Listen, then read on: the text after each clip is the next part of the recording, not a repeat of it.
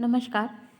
Male reproductive structure के बाद हम आते हैं साइकस का फीमेल रिप्रोडक्टिव स्ट्रक्चर किस तरह का होता है, कहाँ पाया जाता है और इसका डेवलपमेंट किस तरह से होता है। तो सबसे पहले फीमेल रिप्रोडक्टिव स्ट्रक्चर कहाँ पाया जाता है, तो जिस तरह से साइकस में मेल जो स्ट्रक्चर है, मेल रिप्रोडक्टिव स्ट्रक्चर या मेगा माइक्रोस्पोरोफिल एक कोन, कॉम्पैक्ट कोन के रूप में पाई जाती है। मतलब सारी माइक्रोस्पोरोफिल मिलकर एक कोन बनाती है। यहाँ पर फीमेल जो स्ट्रक्चर है ये कोन के रूप में, कॉम्पैक्ट कोन के रूप में नहीं पाए जाते हैं।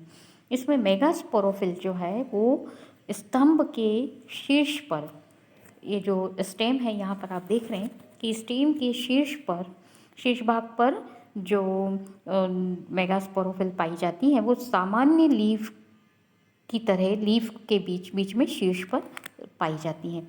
ये यहाँ पर आप इस स्ट्रक्चर में देख रहे हैं कि ये फोलियोज लीफ है सारी, ये जितनी भी बाहर की तरफ दिख रही है फोलियोज लीफ है, और ये अंदर शीर्ष भाग पर ये मेगास्पोरोफिल लगी हुई है। और ये जो है मेगास्पोरोफिल शीर्ष पर सामान्य और स्कैली लीफ के बीच में एक्रोपीटियल ऑर्डर में लगी हुई होती हैं, एक्रोपीटियल ऑर्डर में उत्पन्न होती हैं। और ये सामान्य पर्ण की भांति, जैसे ये सामान्य लीफ है, इन्हीं लीफ जो बाहर की तरफ हैं ये सामान्य लीफ इन्हीं लीफ की तरह ये हर साल विकसित होती हैं। और इनकी संख्या यहाँ पर आप देख भी रहे हैं, संख्या सामान्य लीफ की तुलना में, कंपैरिजन में काफ़ी ज़्यादा अधिक होती है। तो सामान्य पर्ण की भांति ये भी शिथिल रूप में व्यवस्थित होती हैं और ये कोण नहीं बनाती हैं, कोण के रूप में नहीं पाई जाती। जैसे मेगास्पोरोफिल, सारी मेगास्पोरोफिल मिलकर एक लंबे से कोण का निर्माण करती, तो यहाँ पर ये कोण का निर्माण नहीं करती है मेगास्पोरोफिल। माइक्रोस्पोरोफिल कोण का निर्माण करेंगी, लेकिन मेगास्पोरोफिल कोण का निर्माण यहाँ पर शंकु नहीं बनता है। और इनका विकास, अब इनका डेवलपमेंट कहाँ से होता है मेगास्पोरोफिल का, जिस तरह से माइक्रोस्पोरोफिल में हुआ उसी तरह से शीर्षस्थ कोशिका की शीर्षस्थ वृद्धि होती है। और मतलब स्तंभ के शीर्ष की कोशिका से इनकी वृद्धि होती है, लेकिन यहाँ पर स्टेम की शीर्ष की वृद्धि पर किसी तरह का कोई प्रभाव नहीं पड़ता है। तो किसी तरह का कोई प्रभाव नहीं पड़ता है, तो इस प्रकार की वृद्धि को हम कहते हैं मोनोपोडियल वृद्धि। तो मोनोपोडियल कहलाती हैं ये वृद्धि। इसके बाद जो मेगास्पोरोफिल है ये एक मॉडिफाइड लीफ होती है। ये चपटी, मतलब इसकी स्ट्रक्चर क्या है, तो एक मॉडिफाइड लीफ है, चपटी है और डॉर्सीवेंट्रल संरचना है। इसकी लंबाई लगभग 15 से 30 सेंटीमीटर तक होती है। और प्रत्येक मेगास्पोरोफिल का जो आधारी भाग, एक छोटे से आधारी भाग, इसका जो आधारी भाग है छोटा सा होता है और एक स्टॉक पाया जाता है। उस स्टॉक के ऊपर पिन्नेटली लैमिना में, मतलब दो भागों में, मेगास्पोरोफिल दो भागों में विभेदित है। एक छोटा आधारी भाग स्टॉक कहलाता है और ऊपर वाला जो भाग है वो बड़ा होता है और पिन्नेटली लैमिना में विभेदित होता है, मतलब पिन्नेटली लैमिना के रूप में पाया जाता है। ओव्यूल जो है वो स्टॉक के, अब ओव्यूल का डेवलपमेंट कहाँ होगा इसमें, तो स्टॉक के दोनों ओर, दोनों पार्श्व पृष्ठों पर, पार्श्व साइड में ओव्यूल उत्पन्न होते हैं। विभिन्न जाति में इनकी संख्या 2 से 10 तक होती है। और साइकस की विभिन्न जातियों में मेगास्पोरोफिल की संरचना में भिन्नता पाई जाती है और इसी लक्षण के आधार पर इसकी जातियों में विभेदन किया जाता है, जो कि जातियों के वर्गीकरण में सहायक होती है। जैसे एग्जाम्पल के लिए साइकस रिवोल्यूटा, इसकी मेगास्पोरोफिल 10 से 20 सेंटीमीटर लंबी होती है और इसके ऊपर का जो पिन्नेटली लैमिना होता है वो, उसका जो एपिकल रीजन है वो नुकीला होता है और स्टॉक पर 2 से 12 बीजाणु पाए जाते हैं। और पूरी जो मेगास्पोरोफिल है उसकी पूरी सतह हेयर लाइक स्ट्रक्चर से, बारीक बारीक हेयर लाइक स्ट्रक्चर से, ब्राउन कलर के हेयर लाइक स्ट्रक्चर से ढकी हुई होती है। साइकस, दूसरी जो जाति है सर्सिनेलिस, साइकस सर्सिनेलिस, इसकी जो मेगास्पोरोफिल है वो 15 से 20 सेंटीमीटर लंबी होती है और इसका ऊपरी भाग जो है, पिन्नेटली, जो लीफ का पिन्नेटली लैमिना है उसका ऊपरी भाग जो है वो ओवेट लैंसियोलेट होता है और इसके जो उपांत होते हैं वो एक्यूमिनेट होते हैं। शीर्ष जो है वो लंबा एक्यूमिनेट होता है और उपांत जो है वो डेंटेट होते हैं। और यहाँ पर बीजांड की संख्या, ओव्यूल की संख्या 2 से 4 होती है। इसी तरह से साइकस रम्फाई, इसके अंदर जो मेगास्पोरोफिल है 20 से 25 सेंटीमीटर लंबी होती है और इसके ऊपर का जो भाग है, जो पिन्नेटली लैमिना है, वो अंडाकार या भालाकार होता है और शीर्ष का भाग जो है वो लंबा होता है और इसकी सतह पर भी सघन हेयर पाए जाते हैं। साइकस बेडुमाई, इसकी लंबाई जो है साइकस रम्फाई के समान ही 15 से 20 सेंटीमीटर होती है। इसका ऊपरी भाग जो है वो 8 सेंटीमीटर लंबा होता है और 3 सेंटीमीटर चौड़ा होता है। इसकी जो मार्जिन है वो डेंटेड होती है और शीर्ष जो है वो लंबा नुकीला होता है। साइकस पैक्टिनेटा, इसकी जो मेगास्पोरोफिल है 15 सेंटीमीटर लंबी होती है और इसका जो ऊपरी भाग है, लैमिनेट भाग जो है, लैमिना वाला भाग जो है वो कुछ सुबुलेट होता है, सुबुलेट पैक्टिनेट प्रकार का होता है और उपांत जो है आर्बिकुलेट, ये थोड़ा सा इस तरह से आर्बिकुलेट, ये इस तरह से आर्बिकुलेट होता है। तो ये जो है यहाँ पर ये वाली जो है लीफ अभी आप देख रहे हैं, ये साइकस रिवोल्यूटा, ये वाली सर्सिनेलिस, साइकस सर्सिनेलिस, जैसे हमने बताया कि सूच्याकार, ये थोड़ी सी आगे से तिखी होती है। फिर ये साइकस रम्फाई, इसके बाद ये वाली जो लीफ है ये साइकस बोडुमाई और ये साइकस पैक्टिनेटा, ये वर्तुलाकार की, ये कुछ इस तरह से सर्कुलेट होती है कुछ, जिसको आर्बिकुलेट कहते हैं हम। शेप जो है ऊपर का आर्बिकुलेट होगा, नीचे की तरफ ये इस तरह से, नीचे की तरफ ये स्टॉक है, छोटा सा स्टॉक पाया जाता है, स्टॉक के ऊपर ये इस तरह से ओव्यूल, ये सभी में आप देख रहे हैं ये ओव्यूल इस तरह से पाए जाते हैं, यहाँ पर भी इस तरह से ओव्यूल पाए जाते हैं। इसके बाद जो है ओव्यूल का स्ट्रक्चर, तो ओव्यूल जो है वो ऑर्थोट्रोपस होते हैं और यूनिटैग्मिक होते हैं और ये ज़्यादातर अवृंत होते हैं, जैसा कि आपने ये यहाँ पर डायग्राम में देखा, ये इनमें स्टॉक नहीं है, ये डायरेक्ट लगे हुए हैं, यहाँ पर भी आप देख रहे हैं ये डायरेक्ट लगे हुए हैं, अवृंत होते हैं, ज़्यादातर ये अवृंत होते हैं, लेकिन किन्हीं किन्हीं जातियों में ये छोटा सा व्रंत भी इनमें दिखाई दे सकता है। ये नेकेड आई से देखे जा सकते हैं और इनकी लंबाई लगभग 6 सेंटीमीटर और इनके जो डायमीटर है, व्यास जो है वो 4 सेंटीमीटर होता है। प्रत्येक ओव्यूल के केंद्र में न्यूसेलस होता है और उसके इंटेग्यूमेंट न्यूसेलस के शीर्ष को छोड़कर संपूर्ण न्यूसेलस से फ्यूज्ड रहता है और शीर्ष की ओर जो इंटेग्यूमेंट है, यहाँ पर आप डायग्राम में देख सकते हैं कि ये जो डायग्राम है इसके अंदर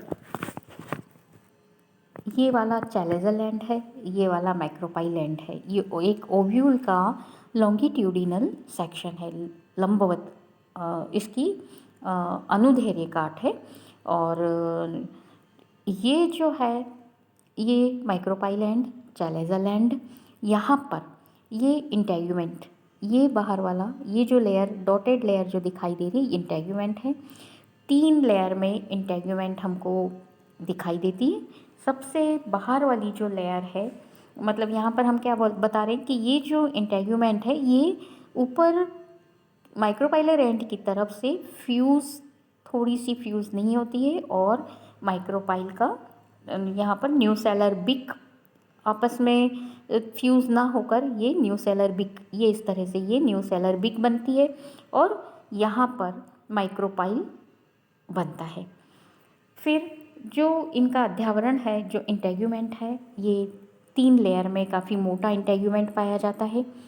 सबसे आउटर वाला जो लेयर है ये काफ़ी फ्लैशी होता है, मोटा होता है, जिसको कहते हैं हम सार्कोटेस्टा।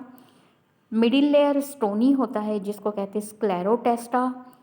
उसके अंदर फ्लैशी लेयर पाई जाती है, एक और फ्लैशी, मतलब 3 लेयर में इंटेग्यूमेंट पाई जा रही है। Outer fleshy layer, middle stony, ये मिडिल लेयर हो गई, ये स्टोनी लेयर, और फिर ये इनर वाली लेयर फिर फ्लैशी लेयर होती है।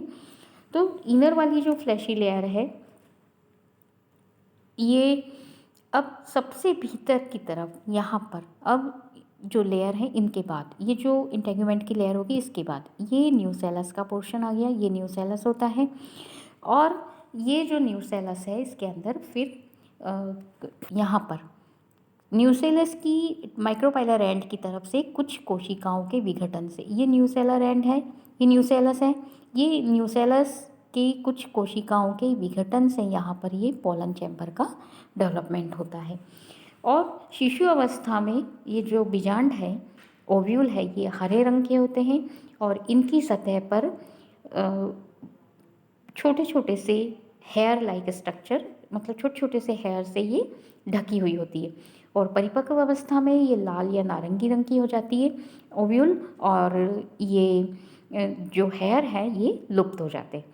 अब इनके अंदर जो यहाँ पर ये माइक्रोपाइलर एंड है, ये पोलन चैम्बर हो गया। अब अंदर की तरफ यहाँ पर आर्चिगोनिया का मेगास्पोर से आर्चिगोनिया का डेवलपमेंट होता है। अब इसके अंदर जो वस्कुलर स्ट्रेंड जो प्रवेश करता है, तो वस्कुलर स्ट्रेंड जो है केवल 3 वस्कुलर स्ट्रेंड यहाँ पर आप देख रहे हैं, ये 1, ये 2 और ये 3 वस्कुलर स्ट्रेंड प्रवेश करते हैं। और इसमें से केंद्रीय वस्कुलर स्ट्रेंड जो है वो जो बाहरी फ्लैशी लेयर है, ये बाहरी फ्लैशी लेयर, ये केंद्रीय, ये बाहरी fleshy layer, inner fleshy layer, बीच वाली लेयर को ऐसे भेदते हुए इनर फ्लैशी लेयर में, स्टोनी लेयर से होता हुआ इनर फ्लैशी लेयर पे ये वस्कुलर स्ट्रेंड प्रवेश करता है। और जो न्यूसेलस की चैलेजल एंड की तरफ पहुंच के ये न्यूसेलस का चैलेजल एंड यहाँ पर अनेक शाखाओं में ये विभक्त हो जाते हैं। इस तरह से चैलेजल एंड पर अनेक शाखाओं में विभक्त हो जाता है। फिर जो 2 शेष जो बचे हैं जो वस्कुलर स्ट्रेंड, 3 वस्कुलर स्ट्रेंड है, ये 1, 2 एंड 3। तो तीसरा जो बचा है, वो जो 2 बचे हैं वो बाह्य मांसल परत में प्रवेश करते हैं और प्रत्येक पुल ये बाह्य मांसल परत इसमें प्रवेश करते हैं और प्रत्येक 2 भागों में विभाजित हो जाता है। एक स्टोनी लेयर को भेदता हुआ अंदर इनर लेयर में जाता है और दूसरा बाह्य लेयर में जाता है। ये सेंट्रल है जो कि चैलेजल एंड पे आकर ये इस तरह से काफ़ी सारी शाखाओं में बदल जाती हैं, बढ़ जाती हैं। और ये जो स्ट्रैंड संवहन पुल हैं, ये बीजांड के माइक्रोपाइलर एंड तक, ये माइक्रोपाइलर एंड है, यहाँ तक फैले होते हैं। सिर्फ माइक्रोपाइलर एंड पर जाकर ये रुक जाते हैं क्योंकि यहाँ पर ये आपस में 2 इंटेग्यूमेंट ये मिले हुए नहीं होते हैं, ये एक कंटिन्यूअस स्ट्रक्चर नहीं है यहाँ पर। तो ये यहाँ पर ये माइक्रोपाइल पाया जाता है, तो यहाँ तक माइक्रोपाइलर एंड तक ये पाए जाते हैं। अब इसका ओव्यूल का डेवलपमेंट किस तरह से होता है, ये यहाँ पर ये सारा कि ये किस तरह से इनमें पोलन चैम्बर पाया जाता है, हेयर लाइक स्ट्रक्चर इनके ऊपर पाए जाते हैं। और ये डायग्राम के द्वारा आपको मैंने बताया कि ये किस तरह से इसके अंदर वस्कुलर स्ट्रेंड होता है और क्या स्ट्रक्चर होता है। बीच में काफ़ी बड़ा सा न्यूसेलस भी पाया जाता है और न्यूसेलस के अंदर फिर ये स्पोर का डेवलपमेंट होकर आर्चिगोनिया का डेवलपमेंट होता है। अब इस लीफ पर ओव्यूल का डेवलपमेंट किस तरह से होता है, तो ओव्यूल का जो विकास है ये मेगास्पोरोफिल के आधारी भाग, मतलब स्टॉक के फर्टाइल रीजन पर इसकी पृष्ठीय कोशिकाओं से होता है।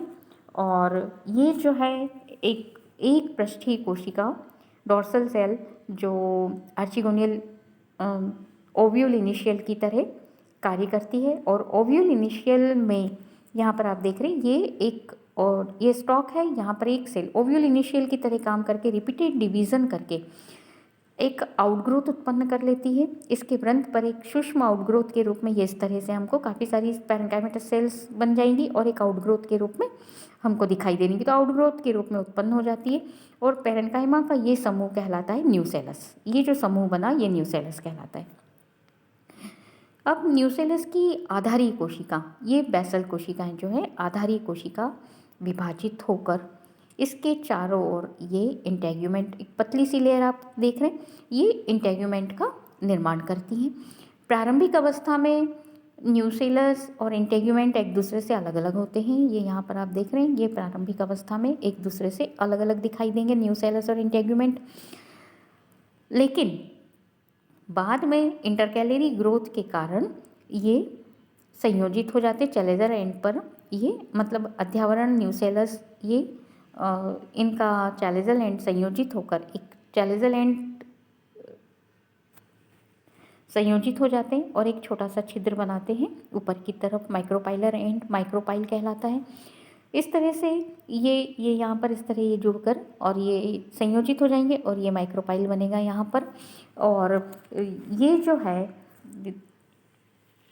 न्यूसेलस में अंदर धसी हुई जो कोशिकाएं हैं उसमें से धसी हुई कोशिका मेगास्पोर मदर सेल के रूप में विभेदित होती है और या मेगास्पोर मदर सेल के रूप में काम करती है। और इस कोशिका का जो मेगास्पोर मदर सेल के रूप में काम करती है उसका साइटोप्लाज्म सघन हो जाता है, केंद्रक सुस्पष्ट हो जाता है और दूसरी कोशिका की तुलना में ये इसके आकार में साइज में बड़ी हो जाती है। इसके अंदर अर्धसूत्री विभाजन से 4 हैप्लॉइड गुरु बीजाणुओं का एक लीनियर टेट्रॉड बनता है। ये यहाँ पर डायग्राम में आप देख रहे हैं, ये इस तरह से ये अंदर की तरफ देखिए। अब 4 स्पोर एक लीनियर टेट्रॉड का निर्माण होता है। सबसे नीचे का गुरु बीजाणु जो है वो सक्रिय होगा, फंक्शनल होगा और बाकी 3 गुरु बीजाणु जो हैं वो हासित हो जाते हैं और हासित होकर ये सक्रिय गुरु बीजाणु को पोषण प्रदान करते हैं। तो इस तरह से मेगास्पोर का निर्माण हुआ। अब ये मेगास्पोर से उधर माइक्रोस्पोर का निर्माण हुआ, पोलन का निर्माण हुआ। माइक्रोस्पोर यानी पोलन का निर्माण हुआ। उस पोलन से मेल गैमेटोफाइट का विकास होगा। यहाँ पर मेगास्पोर का निर्माण हुआ ओव्यूल में और ये मेगास्पोर फीमेल गैमेटोफाइट का मतलब स्पोर की जो स्टेज आई है यहाँ पर ओव्यूल बनते समय जो स्पोर बने। प्लांट कैसा है? स्पोरोफिटिक है। यहाँ पर अब ओव्यूल बन गए, हैप्लॉइड डिवीज़न मतलब यहाँ पर एक म्योसिस डिवीज़न हुआ जिससे हैप्लॉइड स्पोर्स का निर्माण हुआ है। अब ये गैमेटोफिटिक स्टेज स्पोर बनने से गैमेटोफिटिक स्टेज प्रारंभ हो जाती है। ये स्पोर अब gametophyte, male gametophyte, female gametophyte का निर्माण करेंगे जो हम नेक्स्ट उसमें देखेंगे। धन्यवाद।